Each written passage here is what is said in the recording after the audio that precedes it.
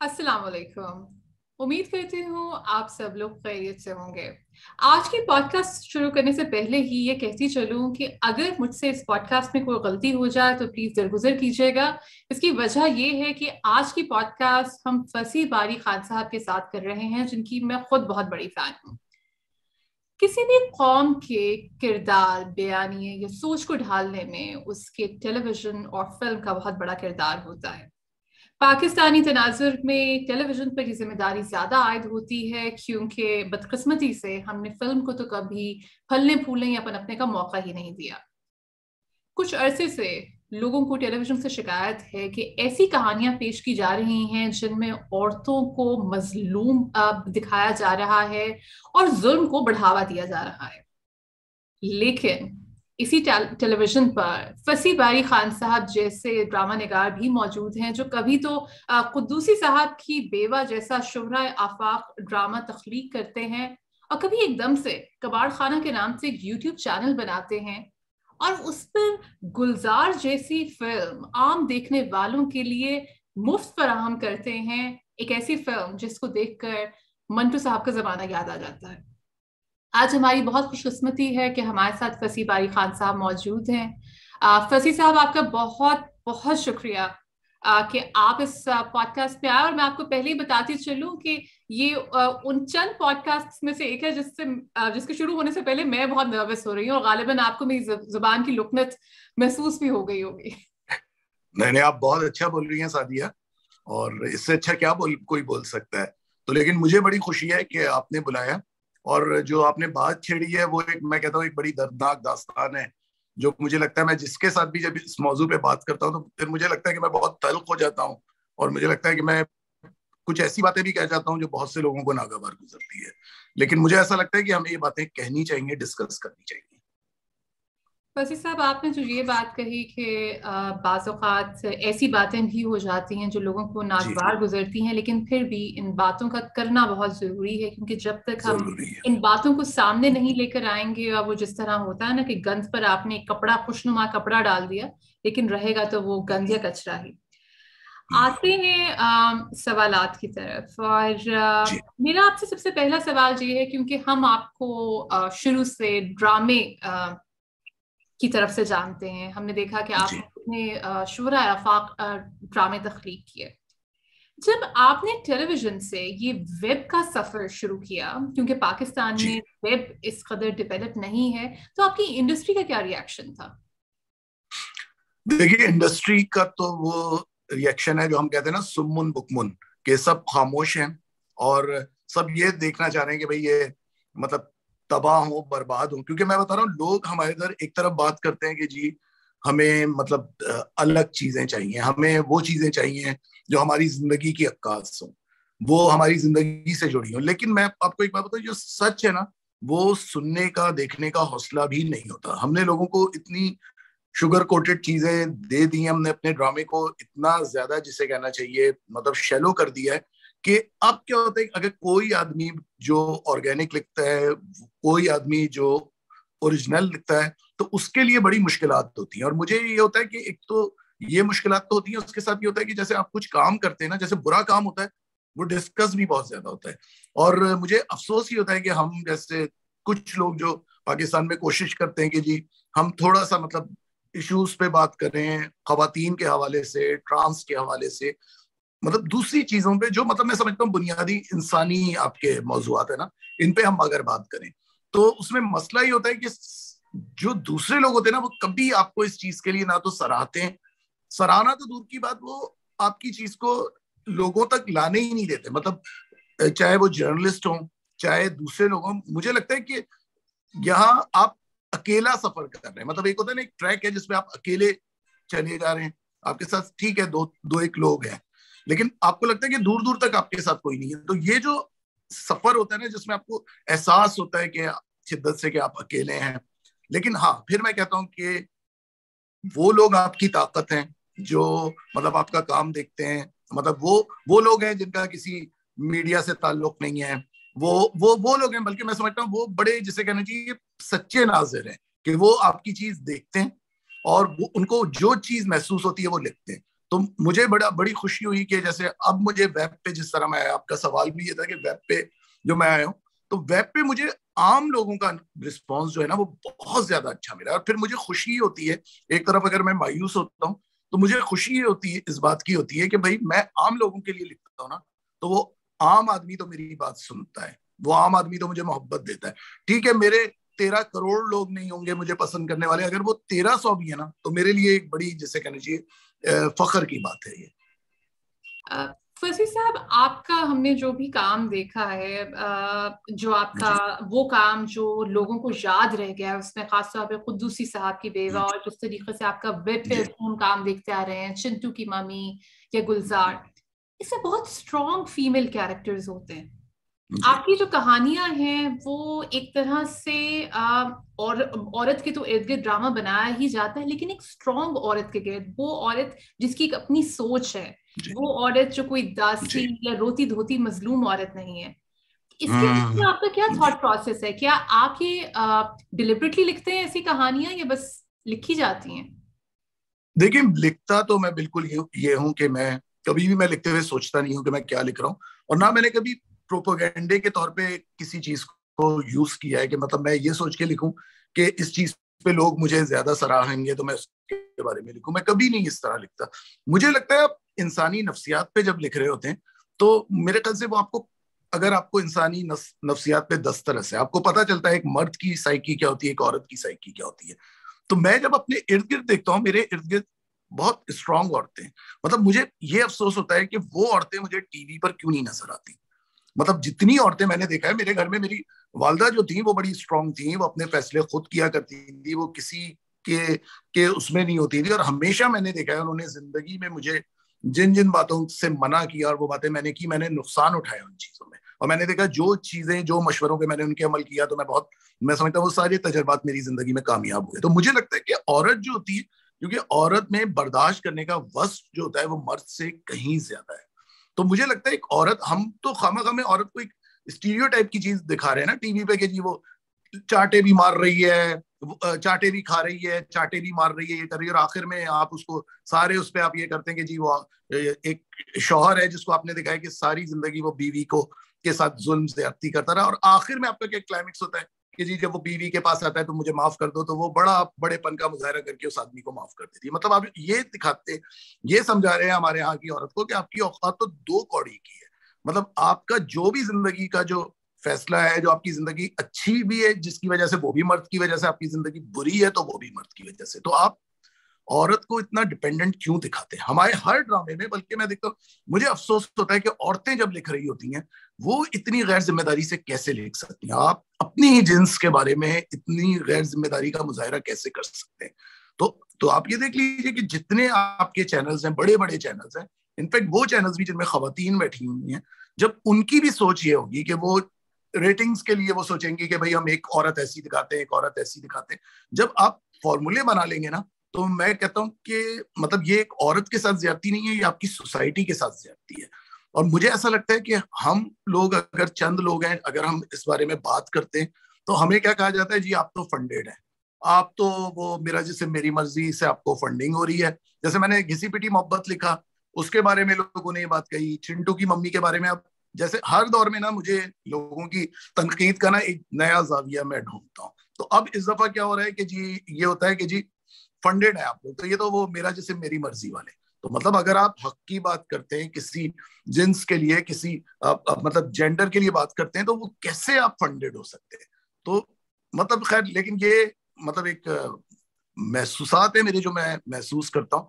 तो मुझे यही लगता है ऐसा दिया कि हमारे यहाँ पाकिस्तान में मतलब क्या हो रहा है कि जो एक सोसाइटी है, मैं वैसे ही कहता हूँ हम बहुत कंफ्यूज सोसाइटी है।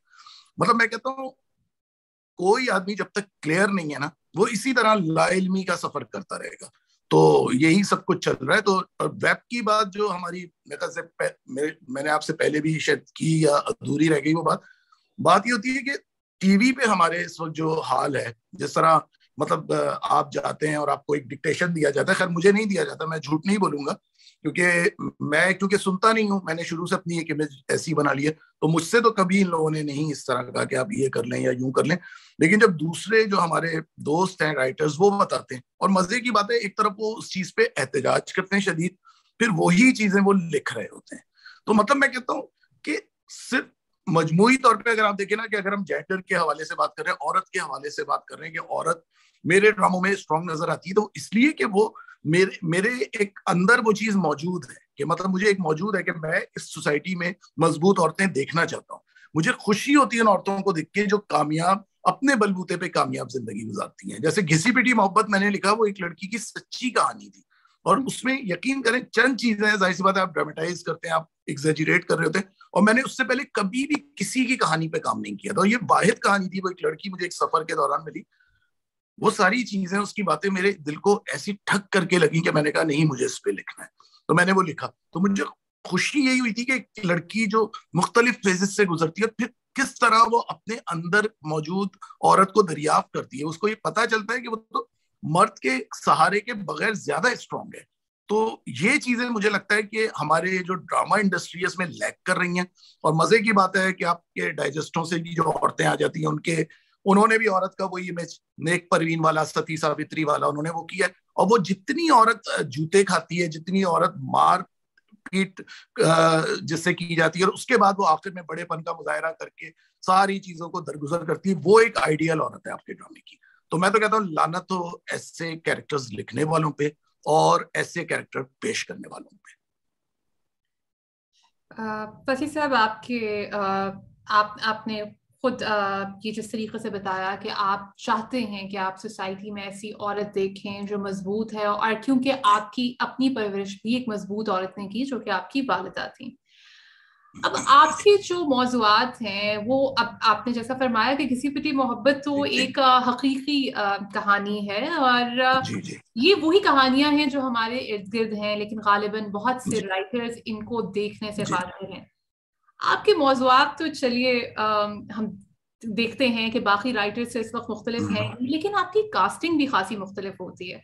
जी मिसाल के तौर पर चिंटू की मम्मी में आपने वकार साहब को चिंटू की मम्मी के किरदार के लिए चुना, जी जो कि मेरे ख्याल में पाकिस्तान में कभी, सिवाय इसके कि आप वाकई किरदार को ट्रांस दिखाएं, हमने कभी जी किसी जी मर्द को औरत का किरदार अदा करते नहीं देखा। जी जी जी जी हम आपकी फिल्म जी गुलजार देखते हैं, तो उसमें हमें तमकिनत मंसूर नजर आती हैं जो कि एक नई जी एक्टर हैं अगर हम मीडिया के हिसाब से जी देखें।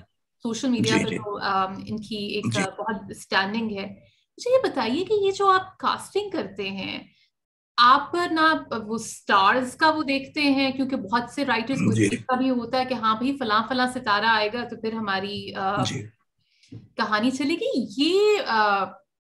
ये क्या है, प्लीज इसको समझाइए कि ये कास्टिंग का क्या आपके जहन में होता है। अच्छा, कास्टिंग का मैं आपको बताऊं, मैंने ज्यादातर मेरे ख्याल से 98% जो मेरे ड्रामों की कास्टिंग हुई है वो मैं खुद करता हूँ, कि मुझे खुद होता है। अब जैसे अब मैंने देखा था टीवी पे, जैसे घिसी पिटी मोहब्बत मैंने किया, तो मुझे लगा कि अब वो दौर मेरा नहीं रहा, कि क्योंकि अब ये होता है वो लोग चैनल वाले खुद ही कास्टिंग कर रहे होते हैं। लेकिन इसीलिए मैं वेब में आया। मुझे लगता है कि बहुत सारे लोग आपके इर्द गिर्द बड़े बासलाहियत होते हैं, लेकिन हमारे इधर वो आंख नहीं है जो उनको पहचान सकते। अब तमकिनत है, तमकीरत का जब मैंने काम देखा, मुझे लगा यार कोई कैसे इतना ज्यादा ज्यादा स्पॉन्टेनियस हो सकता है, कोई आदमी कैसे इतना एफर्टलेस काम कर सकता है। मतलब तमकीनत, मैं कहता हूं, मैं तमकीनत को कहता हूं, तमकीनत हैरान कुन आर्टिस्ट है। मतलब ऐसी फनकार है कि मतलब मैं आपको कह रहा हूँ, अभी तमकीनत ने कुछ भी नहीं किया, अभी तो मैं कहता हूँ उसका पहला कदम भी नहीं उठा, क्योंकि मुझे पता है तमकीनत कहाँ तक जा सकती है, वो क्या कर सकती है। जैसे, और मैं ये भी नहीं करना चाहता कि मुझे जो अदाकार पसंद होते हैं मुझे उनसे बड़ी मोहब्बत होती है। जैसे मुझे तमकीनत से बहुत मोहब्बत है, और मैं नहीं चाहता कि ठीक है उसने चिंटू भी किया, गुलजार भी किया, अब मैं चाहता हूँ अब जो तमकीनत आएगी ना वो किसी ऐसे किरदार में है कि जो मतलब लोग जो अब एक्सपेक्ट कर रहे हैं ना कि जी शायद वो इसी तरह के सारे किरदार करेगी, वो नहीं करेगी इस तरह की। क्योंकि मैं अभी उससे जो एक अपनी, मेरा एक है शॉर्ट फिल्म, उसका नाम है कामनी, उससे मैं वो समझे कराची के जो लोकल हिंदूज होते हैं उनके बारे में वो एक कहानी है। क्योंकि मुझे लगता है तो हमारे मिनोरिटीज के ऊपर कोई ड्रामे नहीं होते, या अगर होते हैं तो हम उनको बड़ा स्टीरियोटाइप बना देते हैं।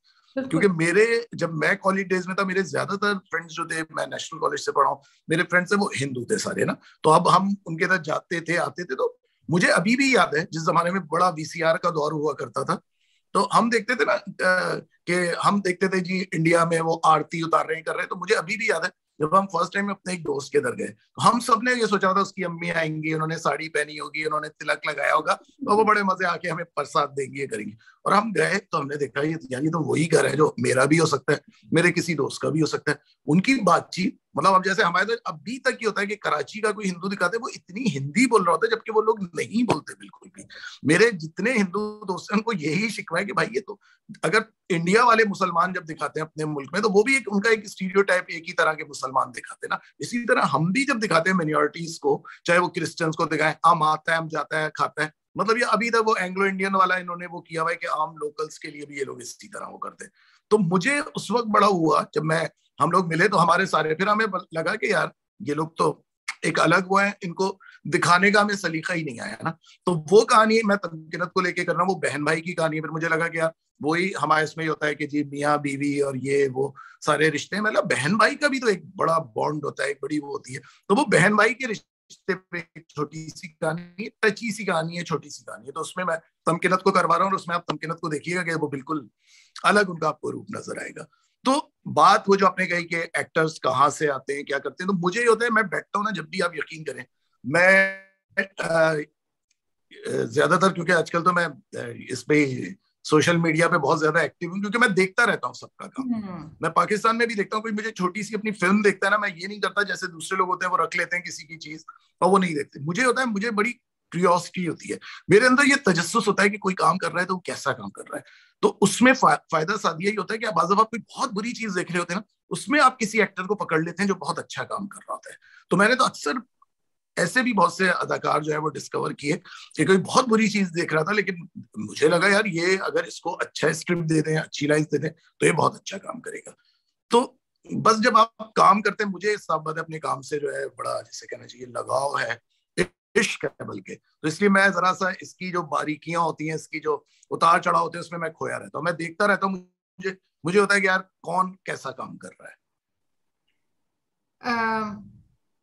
फसी भाई साहब, क्योंकि अभी जो हम इस वक्त ये गुफ्तगू कर रहे हैं, इसका काफी गहरा ताल्लुक है आपके वेब के काम से जो आपने हाल ही में शुरू जी किया। जी ये जी जी बताइए जी। कि मौज़ूआत भी आप ऐसे मौज़ूआत लेते हैं जो हर किसी को पसंद नहीं आते, क्योंकि वो एक नीश नहीं आते बिल्कुल। होते हैं। जी जी आप कास्टिंग जी भी जी वो कास्टिंग करते हैं जो कि कोई सोच भी नहीं सकता कि अच्छा इस किरदार में ये इंसान हो, ये कहाँ से लेके आए इसको।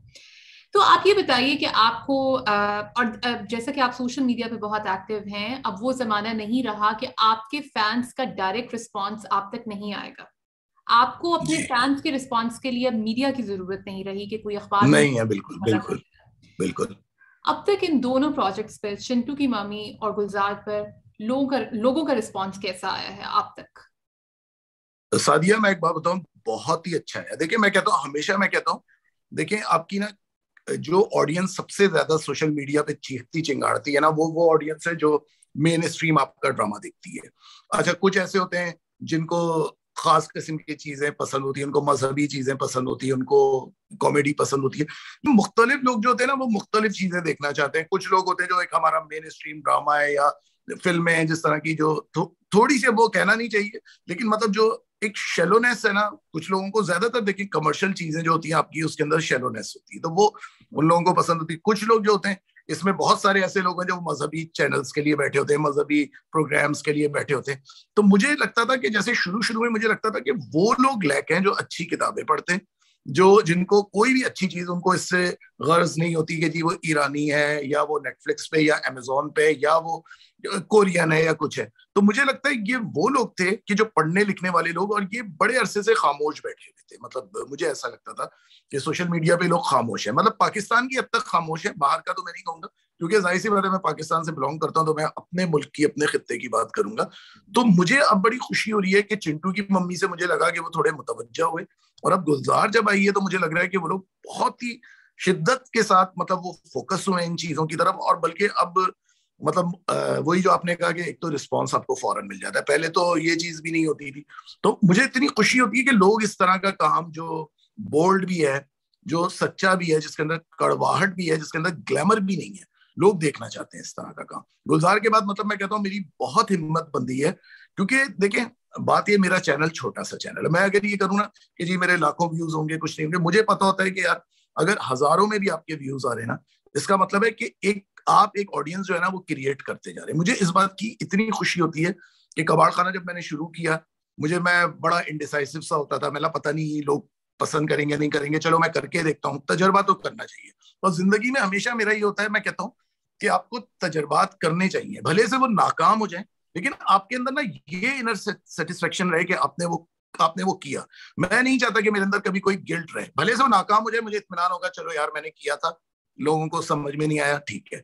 तो गुलजार के बाद मुझे अब ऐसा लग रहा है कि कबाड़ खाना की ऑडियंस बढ़ती जा रही है, मेरी ऑडियंस बढ़ती जा रही है, जो इस तरह का काम देखना चाहती है, जिनको है कि भाई आप इससे भी बेहतर काम करें, आप इससे भी अच्छा काम करें, आपके मौजूद इससे भी ज्यादा मुतनव्वे होनी चाहिए। तो ये मुझे बड़ी खुशी होती है यूट्यूब के हवाले से। और फिर दूसरे देखें, चिंटू की मम्मी की आपने बात की, मैं समझता हूँ वो वाकई बहुत एक अजीब सा स्टेप है कि एक मर्द जो है वो एक औरत का किरदार कर रहा है। और जब मैंने वकार को ये कैरेक्टर दिया ना, मैंने बोला, मैंने वकार से खास कहा था, मतलब वकार इसको कहीं भी कॉमेडी मत करना, मतलब वो औरत जहां वो जब उसके अंदर एक तंज है, उसके अंदर वो तंज भी नजर आना चाहिए, वो जहां टूटती है वो चीज भी नजर आनी चाहिए। मतलब तुम इस किरदार को, एक मर्द हो ना तुम, लेकिन तुम इसको एक औरत की तरह जियो जैसे एक औरत होती है। तो इतने लोग हैं, ठीक है, बहुत से लोग मुखालफत भी करते हैं, लोग कहते हैं आपको नहीं करवाना चाहिए था, मर्द से नहीं करवाना चाहिए था। हालांकि देखिए जेंडर वगैरह की बात को तो ना मैं कहता हूँ मैं कोई अहमियत ही नहीं देता, क्योंकि देखिए आप जब हमारी खामोश फिल्में हुआ करती थी उस जमाने में, मर्द जो थे वो मलकाएं बनी होती थे, शहजादियां बने होते थे, डांसर्स बने होते थे, वो किरदार कर रहे थे। तो बात ये कि आप ये देखिए कि वो बात कही क्या जा रही है। तो मुझे ऐसा लगा चिंटू की मम्मी में, मुझे पता था कोई औरत इस तरह का किरदार नहीं करेगी, जो मुझे चाहिए था। थी चीजें जहां उसका टूटना है, मुझे पता है कोई औरत नहीं करेगी। जहाँ की इंडस्ट्री की आपकी औरतों को मतलब ये कि वैसे भी बहुत इमेज कॉन्शियस होती हैं, एक तो छोटे बैनर की चीजें वो कभी भी नहीं करेंगी। और इसके लिए अगर जाहिर सी बात है मुझे चाहिए होती तो कोई बहुत बड़ी एक्ट्रेस चाहिए होती। लेकिन मुझे हुआ, मैं क्या नहीं यार वकार से, क्योंकि मैं मिला हूं वकार के अंदर बड़े मजे मजे के किरदार रहते हैं ना। वकार से अगर आप कभी मिलेंगी, आपको लगेगा नहीं, आम जिंदगी में अगर आप उनको देखेंगी तो मैं ख्याल से आप कहेंगी यार ये वजूद नहीं हो सकता, या ये वो नहीं हो सकता चिंटू की मम्मी, क्योंकि वो ग्लासेस लगाए होते हैं, सर उनका शेव है, और इंतहाई संजीदा आदमी, इंतहाई संजीदा आदमी, कि मतलब कोई तसव्वुर नहीं कर सकता कि यार ये वो इंसान है जो इतना कम वो है, ये इस तरह कैमरे के सामने पटर पटर करके बोलता होगा। तो वकार को मैं समझता हूँ मेरा बहुत अच्छा फैसला था, और मैं इस फैसले पे शर्मिंदा नहीं हूँ, क्योंकि मैंने वही आपसे बात कही ना कि मैं जिंदगी में तजर्बात करना चाहता हूँ। भले से वो तजर्बात नाकाम हो जाए, लेकिन आप देखिएगा ये चीजें आगे चल के, मुझे लगता है ये जो चीजें अभी हम जो जिस संगे मील की तरफ बढ़ रहे, मुझे लगता है और भी लोग आपके साथ शामिल होंगे इसमें। जी जरूर, इंशाल्लाह, अल्लाह करे कि इसी तरीके से लोग मिलते जी रहें और कारवान आपका जी बढ़ता जी जाए।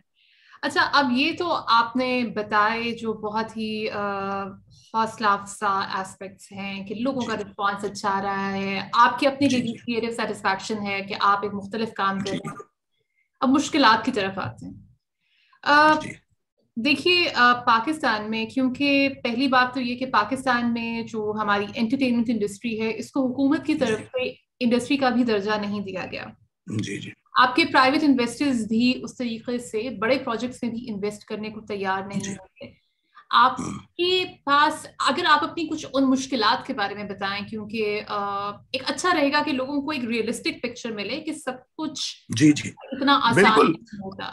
तो ये किस असल में ना तरीके से मुझे आपने सादिया एक प्रोजेक्ट बात, करा है? जी सादिया, मुझे एक बात समझ में नहीं आती, मैं जब देखता हूँ कि बुरी बुरी फिल्मों के लिए, बुरे बुरे ड्रामों के लिए इतने फाइनेंसर्स मिल जाते हैं। अब हम लोग जो ये काम कर रहे हैं ना, हम लोग आर्ट के फरोग के लिए कर रहे हैं, और ये कोई घिसा पिटा वो नहीं है स्लोगन के जी आर्ट के फरोग के लिए, खिदमत के लिए। लेकिन हम चाहते हैं कि जी इस तरह का ड्रामा, इस तरह की फिल्म को बचाया जाए, जिसके अंदर एक मौजू हो, जिसके अंदर सवाल उठाए जाए। क्योंकि मैं समझता हूँ एक राइटर की हैसियत से मेरा फर्ज है, मैं मैसेज की बात नहीं कर, मैं सवाल का, अगर आपकी तहरीर कोई सवाल नहीं उठाती, कोई उस पर बात नहीं करता, इसने बहुत ही आमियाना कुछ लिखा है। तो मुझे खुशी होती है कि मतलब मैं इस तरह का काम कर रहा हूँ, मेरे साथ जो लोग हैं, जैसे मेरी टीम में एक्टर्स हैं, तमकिनत हैं, दूसरे लोग हैं, इन सबको पता है कि अभी फिलहाल हमारे पास पैसा कुछ नहीं है, अभी हमारे पास सिर्फ जज्बा है। जैसे हम गुलजार गुलजार का मुझे लगता है कि गुलजार हमने इतने कम बजट में वो फिल्म बनाई है कि लोगों को हम बताते हैं, लोग यकीन नहीं करते कि आपने इतने कम बजट में कैसे बनाई। तो मैं ये कहता हूँ कि वो जज्बा था जो हमारी पूरी टीम में था। तो मैं इस लिहाज से बड़ा लकी हूँ कि मेरे साथ बहुत सारे ऐसे लोग हैं, हमारे एक्टर्स ऐसे जो कभी नहीं मुझे पैसों के लिए वो करते, उनको पता है कि भाई ये भी अपने पास से लगा रहा है तो हम भी थोड़ा इसका साथ दे देंगे, तो इसमें क्या होगा।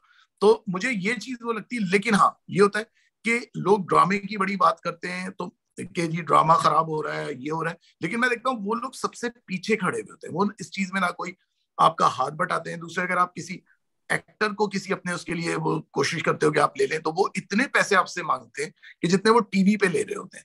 तो वो, मैं कहता हूँ इन लोगों को अंडरस्टैंड करना चाहिए कि टीवी और यूट्यूब अभी बहुत मुख्तलिफ चीज है।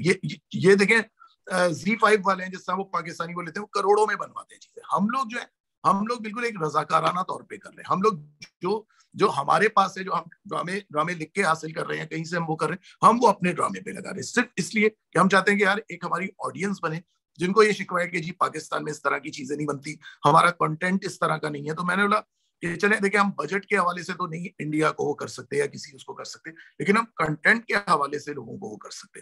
तो मेरा यही मिशन है कि भाई अच्छा कंटेंट हम लाएं, और आगे मेरा यही प्लान है कि अगर ये कबाड़ खाना पैरों पे अपने खड़ा होता है तो मेरा ये कि एक प्लेटफॉर्म बनाया जाए जिसमें हमारे जैसे हम मिजाज लोग जो हैं वो इकट्ठे हों। मैं चाहता हूं हम सब एक प्लेटफॉर्म पे, एक ट्रैक पर खड़े हों। तो मैं समझता हूँ इस वक्त जो पाकिस्तान की हालत है, जिस तरह एक्सट्रीमिज्म बढ़ रहा है, जिस तरह प्रोग्रेसिव राइटिंग मर रही है आपके इधर, तो इसमें जरूरी है कि आप इस तरह के लोग, इस तरह के राइटर्स को तैयार करें। क्योंकि देखें, ये जो सोच होती है ना, यही लोगों को बदलती है। तो मुझे ऐसा लगता है हमें उस सोच को बदलने के लिए अपना काम करना है। बहुत अच्छा जज्बा है कि आपने उस कमर्शलिज्म को साइड पर रखा, और भले कहीं से इन्वेस्टर्स आ रहे थे या नहीं आ रहे थे, लेकिन आपने और आपकी टीम ने इतने जज्बे से ये काम प्रोड्यूस किया जो कि जी नजर जी भी आता है। अच्छा, जी एक सवाल जो मैं आपसे करना चाहूंगी वो ये है कि हम बहुत अरसे से, मेरी इतनी उम्र हो गई है और मैं अपने बचपन से सुनती आ रही हूँ पाकिस्तानी सिनेमा का रिवाइवल, जबकि जी 50 की दिहाई में भी और उससे पहले भी, अगर हम तकसीम से पहले भी चले जाते हम्म, हैं, तो यहाँ पर फिल्में तो हमेशा से बड़ी अच्छी फिल्में बनती आई हैं। जी ये जी जो जी हम रिवाइवल की बात करते हैं, इससे एक तरह से ये भी होता है कि जो पाकिस्तान की पुरानी सिनेमा की तारीख है उसको हम एक तरह से बिल्कुल बंद कर देते हैं कि हाँ, यहाँ पे तो कभी फिल्म बनी ही नहीं। जैसे ये कहा जाता है कि पाकिस्तानी फिल्म इंडस्ट्री बिल्कुल नई है, यानी पहले तो कभी फिल्में बनी ही नहीं। हम्म, आप ये बताइए कि जो आपका काम है, क्योंकि अब आप फिल्म की तरफ आ रहे हैं, आपने जी गुलजार जी बनाई, इंशाल्लाह आप आगे भी फीचर फिल्म्स, बड़ी फिल्म आगे बिल्कुल बनाएंगे। बिल्कुल बिल्कुल। जी जब जी आपकी क्या अप्रोच है, क्या आप पाकिस्तानी सिनेमा की उस तारीख को, उस नॉलेज बेस को अपने काम में शामिल करना चाहते हैं, या बिल्कुल एक मुख्तलिफ फिल्म क्रिएट करना चाहते हैं? और हम देखते हैं कि आजकल बहुत सी फिल्में ऐसी भी हैं जिनमें आप ड्रामा और फिल्म की तफरीक उस तरह नहीं कर पाते। बिल्कुल बिल्कुल बिल्कुल। देखिए, फिल्म का तो सादिया हाल इस वक्त बहुत बुरा है पाकिस्तान में, क्योंकि हमारे मसला ये है कि हम अपना ओरिजिनल काम नहीं करते। मुझे ऐसा लगता है जब तक हम ओरिजिनलिटी की जड़ों में नहीं घुसेंगे, आप देखिए ना, ईरान जो है, जहां सेपरेशन जैसी कम बजट की फिल्म ऑस्कर ले लेती है, तो बात ये, देखिए वो तो बिल्कुल सिंपल तरीके से बनी हुई फिल्म है। तो मुझे ऐसा लगता है हम जब फिल्म बनाने जाते हैं ना, तो हमें सबसे पहले वो लवाजमात जो होते हैं ना कमर्शियल, हम उसकी फिक्र में लग जाते हैं, और जो अच्छा कंटेंट होता है उसको हम एक तरफ रख देते हैं। तो मुझे ऐसा लगता है, देखिए पाकिस्तान की मार्केट बहुत छोटी है, जो एक सच है। मतलब आप किसी बड़े मुल्क की, जो आपका चाहे वो हिंदुस्तान है, आप उससे नहीं अपने आप को कर सकते। लेकिन हाँ, आपके मौजुआत ऐसे हो सकते हैं, मौजुआत में कोई आपके मतलब हाथी घोड़े नहीं लगते। आप अगर अच्छे मौजू पे कुछ बनाना चाहते हैं, तो मुझे लगता है कि लोग देखेंगे उस चीज को, बनिस्बत इसके कि आप बड़े बजट की वो फिल्में जिनमें बॉलीवुड के आपने गाने चुराए हुए हैं, बॉलीवुड के कैरेक्टर्स आपने चुराए, उससे बेहतर है कि आप अपना ओरिजिनल काम करें। तो मुझे ऐसा लगता है, मुझे लगता है कि पाकिस्तान में कम बजट के अच्छे सिनेमा की गुंजाइश मौजूद है। जैसे मुझे अब गुलजार मैंने की, तो मुझे उसके बाद एक वो हुआ, क्योंकि हमने इसकी स्क्रीनिंग भी की। तो स्क्रीनिंग तो ऐसी बात है, बड़े पर्दे पे जब आपने लगाई, और मैं देख रहा था लोग जिस तरह उस पर अपना रिस्पॉन्स दे रहे थे, तो मेरा पूरा इरादा है कि इस साल के आखिर तक या 2023 में मेरा इरादा है कि मैं एक कम बजट की अच्छी फिल्म बनाऊंगा, और जिसमें सारे अदाकार मैं नए लूंगा, क्योंकि मुझे लगता है कि आपका जो टीवी है ना उसने आपकी फिल्म को बहुत बर्बाद किया। अब मसला ही हो रहा है कि हमारे जो टीवी के ड्रामे ना वो आपको फिल्में लगती हैं, और फिल्में जो है आपकी वो टीवी के ड्रामे लगते हैं। तो मतलब वो इतनी मोनोटोनस आ गई। अब वही बात है, वही किरदार, वही सारे जो अदाकार आप टीवी पे देख रहे हैं, जो कई ड्रामों में आ रहे हैं, फिर आप उनको सिनेमा में क्यों जाएंगे देखने? तो मुझे तो लगता है कि सिनेमा के लिए ना आपको नए अदाकार प्रोड्यूस करने चाहिए। मुझे ऐसा लगता है बहुत अच्छे अच्छे अदाकार हैं जो हर लिहाज से अच्छे। तो मुझे तो लगता है कि मैं अगर फिल्म बनाऊंगा, मैं नए लोगों को लेके बनाऊंगा, या टैलेंटेड लोगों को। जैसे तमकीनत है ना, तमकीनत एक टैलेंट था जो मतलब हर एक को नजर आ रहा है और लोगों को पता है, लेकिन लोग पता नहीं, मेरी समझ में नहीं आता, लोग हमारे टैलेंट से इतना इनसिक्योर क्यों हो जाते हैं, जेलस क्यों हो जाते हैं। मतलब मैं ये देखता हूँ कि तमकीनत को, अगर ये तमकीनत किसी और मुल्क में होती, कहीं किसी और जगह होती, तो मैं समझता हूँ लोग तो इसके डाई हार्ट फैन होते, लोग इसको, हर आदमी की ख्वाहिश होती है कि वो उसके ड्रामे या फिल्म में काम करे। तो ये मैं कहता हूँ ये इन लोगों की बदकिस्मती है कि जो नजर आ रहा है उनको वो नजर नहीं आ रहा। मैं कहता हूँ एक आदमी की इससे बड़ी बदकिस्मती क्या होगी कि एक चीज जो उसके सामने नुमाया है वो उस चीज को नहीं देख पा रहा। तो मुझे तो लगता है मैं तो अगर फिल्म बनाऊंगा, मैं इसी तरह के लोग, और मैं कहता हूँ उनके लिए मैंने एक लफ्ज किया है, हैरान कुन एक्टर्स, जो मुझे लगता है बहुत है पाकिस्तान में। और खासतौर पर जहां मैं हूँ, ये इधर पंजाब की साइड में देखता हूँ इतने अच्छे अच्छे सिंगर्स, इतने अच्छे अच्छे अच्छे एक्टर्स, और बहुत ज्यादा टैलेंट है इधर। तो मेरा तो पूरा प्लान है कि अगर मैं फिल्म बनाऊंगा, मैं बिल्कुल नए लोगों को लेके आऊंगा। क्योंकि देखिए हर दौर में ये हुआ है कि पाकिस्तानी, अगर हम पुरानी फिल्म्स भी आप देखें कि कम बनती थी हर दौर में पाकिस्तान में, फिर आप देखिए कि ईस्ट पाकिस्तान जब पाकिस्तान में शामिल था, चकोरी फिल्म आई, सादा सी film, black and white, heroine जिसमें सूती साड़ी में मलबूस है, उसने मेकअप नहीं किया, कुछ नहीं किया, ना वो सांसें ले रही है, ना वो डांस कर रही है, लेकिन आप देखिए वो फिल्म एक लव स्टोरी थी, सिंपल सी, वो इतनी बड़ी हिट होती है। तो ये, और ये बात आपने जो कही ना, पाकिस्तानी सिनेमा का जो पुराना दौर है, मैं तो उसकी बात की बड़ा एडमायर की थी। मतलब इनफैक्ट मैं मौजूआत को, जैसे कि उस वक्त के जो राइटर्स थे ज्यादा प्रोग्रेसिव थे, बल्कि कमर्शियल फिल्मों में भी उस दौर में कुछ डायलॉग्स आपको इतने प्रोग्रेसिव अंदाज के मिलते थे कि आपकी तबीयत खुश हो जाती थी। तो मुझे लगता है कि वो जो आपका एरा था, जो 50s और 60s में बड़ी अच्छी फिल्में बनी, सिंबलाइज करते थे वो लोग चीजों को। जैसे खामोश रहो एक फिल्म है, वो मैंने देखी, रियाज जाहिद की थी, तो वो मैं देख रहा था कि वो इतनी मतलब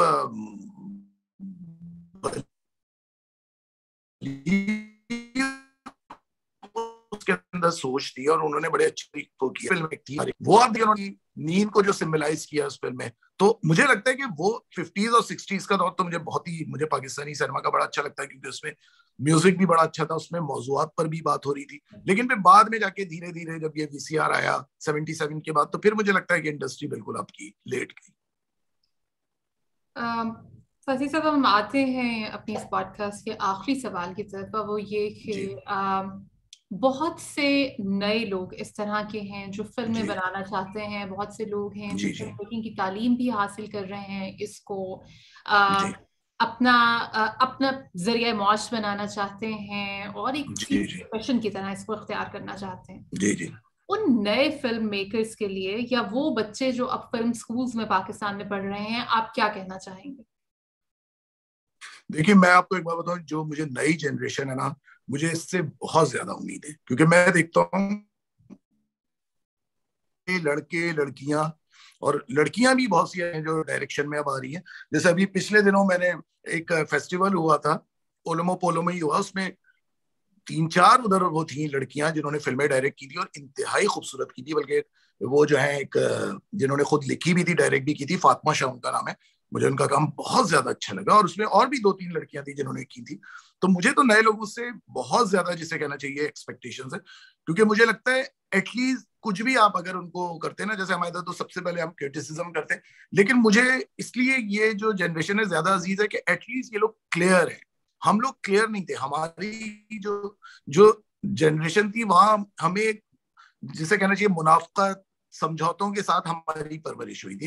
ये करोगे यूं नहीं, इससे ये आदमी खुश हो जाएगा, इससे आदमी ना खुश हो जाएगा, हम वो जनरेशन में। तो लेकिन मुझे अब जो जनरेशन आ रही है उसमें बहुत से बच्चे हैं जिनका काम बहुत अच्छा है, और मुझे लगता है कि बेहतरी देखें, हम यही कहते हैं कि एकदम से नहीं आ जाएगी बेहतरी, के हम एकदम से तवक्का करेंगे हर चीज हो जाएगी, लेकिन मुझे बहुत उम्मीद है और मुझे लगता है इस जनरेशन के जो बच्चे बच्ची है ना, मुझे लगता है वो आगे चल के बहुत अच्छा काम करेंगे, क्योंकि मैं उनका काम देख रहा हूँ और मैं बड़ा, जिसे कहना चाहिए, कीन ऑब्जर्वर हूँ, मैं देखता रहता हूँ। तो मैं तो परेशान हूँ कि ये लोग कुछ भी नहीं, हालांकि हमारे इधर ना अकेडमीज है ना कुछ है, और बिल्कुल रॉ टैलेंट आपका है, लेकिन वो इतना अच्छा काम कर रहा है कि आपका दिल खुश हो जाता है। फसी साहब, आपकी ये बात मेरे ख्याल में जो एंडिंग नोट है ये बहुत अहम इस वजह से है कि आजकल की यंगस्टर्स को ये बहुत शिकायत है कि वो लोग जो अपना नाम बना चुके हैं, जिनकी एक जगह है इंडस्ट्री में, जिनके नाम से इंडस्ट्री जानी जाती है, वो नए लोगों को एक्नॉलेज नहीं करते, उनको सामने नहीं आने देते। लेकिन नाजरीन, आपने इसी पॉडकास्ट में सुना कि फसी साहब ने ना सिर्फ आने वाली इस नस्ल की तारीफ की, बल्कि उन्होंने फातिमा शाह नामी एक फिल्म मेकर का नाम भी लिया कि उनका काम इनको जाती तौर पे बहुत अच्छा लगा। फसी साहब, आपका बहुत बहुत शुक्रिया कि आपने इस कदर दिल खोल कर, खुले दिल से और बेधड़क गुफ्तगू की, क्योंकि अक्सर औकात हम मीडिया के लोगों से ये तवक्को नहीं रखते कि वो इस कदर खुलकर बात करेंगे। तो आपका बहुत बहुत शुक्रिया कि आपने वक्त निकाला। बहुत शुक्रिया आपका, बहुत शुक्रिया साथिया, आपने बुलाया, बहुत अच्छे आपके सवालात बहुत अच्छे थे, इसीलिए जवाब देने में मजा भी आया बहुत ज्यादा। बहुत शुक्रिया फसी साहब। और फसी साहब ने ये कह के मेरी सारी नर्वसनेस खत्म कर दी है, लेकिन क्या कीजिए, अब तो इंटरव्यू के इख्तिताम का वक्त है। आप सब लोगों का भी बहुत बहुत शुक्रिया जिन्होंने ये पॉडकास्ट देखी। देखिए जी, मेरा तो ये फैन मोमेंट था और खुदा ने ये मौका दिया कि मैं फसी बारी खान साहब का इंटरव्यू कर पाई। और मुझे उम्मीद है कि आप में से देखने वाले भी बहुत से लोग होंगे जो फसी बारी खान साहब के फैंस होंगे, और इनके इन अल्फाज से आप में से बहुत से लोगों को तक़वियत भी पहुंची होगी कि अगर आप कोई ऐसा काम करना चाहते हैं जो बाकी दुनिया ना कर रही हो, तो आपको उन लोगों को नहीं देखना, आपको बस अपनी राह चलते जाना है और सच्चे दिल से मेहनत करनी है। ये पॉडकास्ट देखने का बहुत बहुत शुक्रिया। आपसे मुलाकात होगी अगली पॉडकास्ट में, तब तक के लिए खुदा हाफिज।